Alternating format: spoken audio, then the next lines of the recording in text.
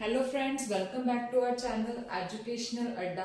मैं कोमलप्रीत कौर फिर से हाजिर हूँ एक नए टॉपिक के साथ जिसका नेम है स्टाफिंग।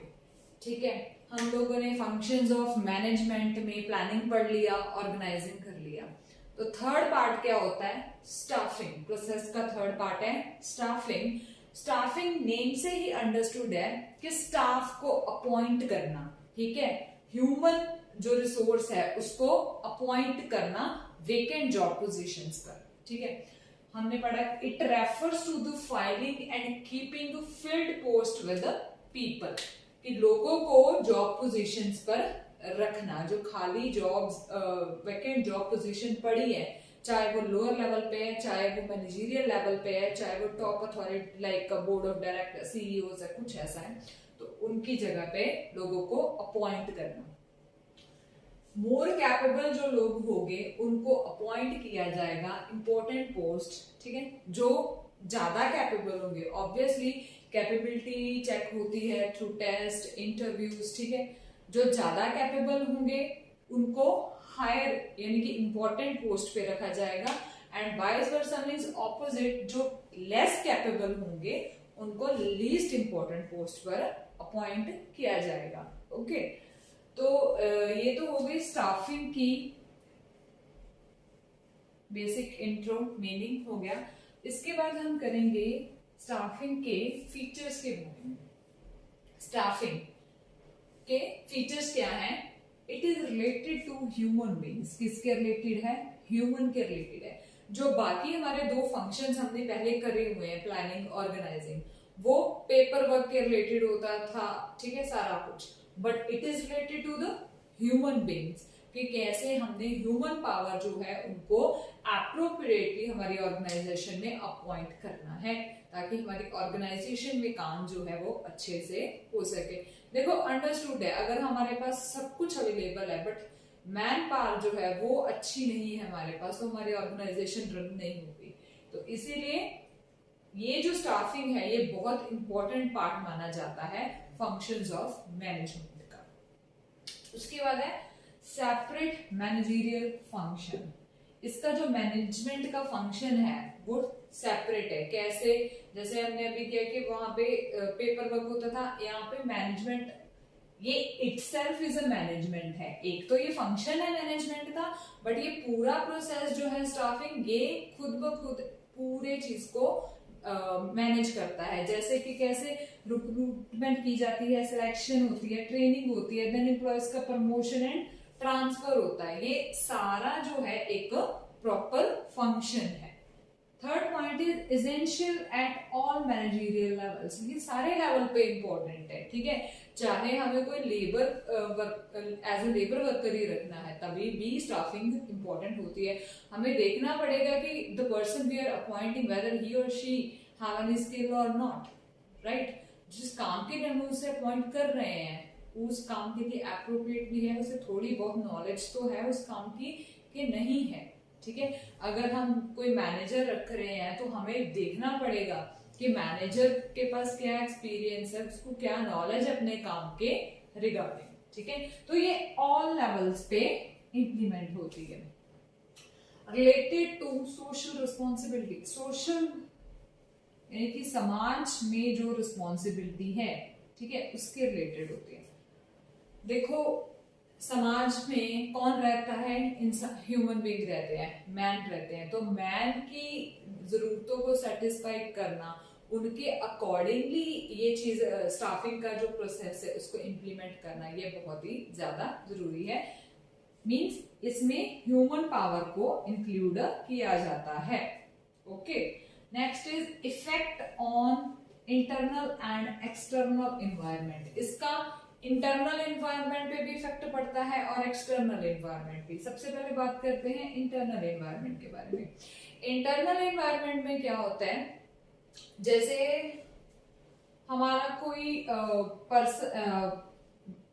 कोई मैनेजर था, उसका हमने प्रमोशन कर दिया, ठीक है, या ट्रांसफर कर दिया, उसकी जगह पे उससे लोअर लेवल का पर्सन अपॉइंट कर दिया। उसकी जॉब पोजीशन थी, उसकी जगह पे कोई उससे लोअर लेवल का पर्सन उसकी जॉब पोजीशन पे अपॉइंट कर दिया, तो वो हो गया इंटरनल इन्वायरमेंट ऑर्गेनाइजेशन का, ठीक है। इन जो खाली जॉब पोजीशन थी उन्होंने विद इन द ऑर्गेनाइजेशन ही उसको पूरा कर दिया। एक्सटर्नल इन्वायरमेंट आ जाता है कि बाहर से लोगों को अपॉइंट करना, जैसे प्लेसमेंट्स होती हैं, ठीक है, एजुकेशनल इंस्टीट्यूट्स वगैरह से, गवर्नमेंट प्लेस, गवर्नमेंट इन्वायरमेंट जो है गवर्नमेंट से कहा जाता है कि हाँ जी सरकार की तरफ से इस बंदों को अपॉइंट किया जाएगा, ठीक है। वो आ गया external environment of the staffing, ठीक है। यानी कि इंटरनल एंड एक्सटर्नल इन्वायरमेंट का भी इस पे बहुत ज्यादा इफेक्ट होता है, ठीक है दोस्तों। स्टाफिंग का जो प्रोसेस है सारा, उसमें recruitment, selection, training, promotion, transfer, ये सारी चीजें आती हैं। इसके बारे में हम डिटेल में पढ़ेंगे, ठीक है, बाद में। पहले हम इसके इम्पोर्टेंस जान लेते हैं। स्टाफिंग इम्पोर्टेंट क्यों है, क्या जरूरत क्या है हमें स्टाफिंग की in the management of an organisation. Okay, helpful in discovering and obtaining competent person।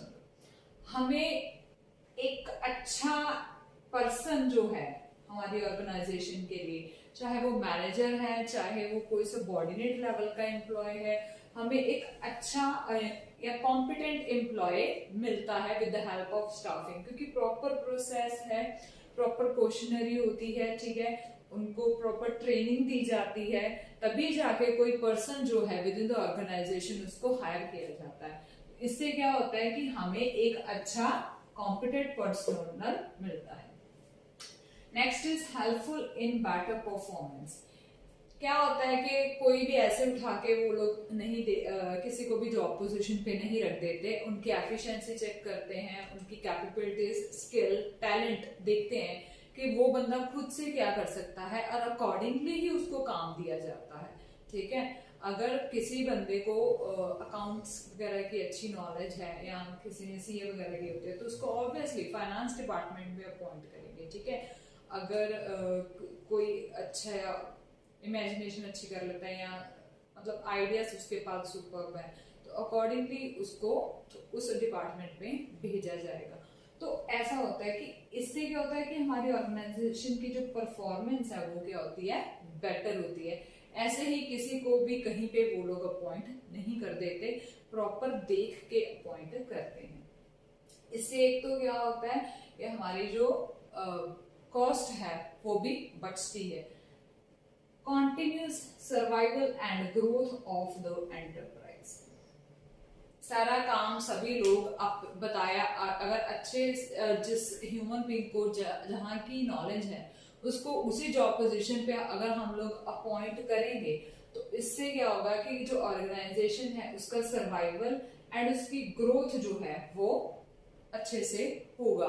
Means कोई मुश्किल ही नहीं आएगी काम में। अगर हम किसी मतलब जिस पर्सन को नॉलेज नहीं है उसे अपॉइंट करेंगे तो ऑब्वियसली आए ना दिन कुछ ना कुछ गड़बड़ होती रहेगी, ठीक है।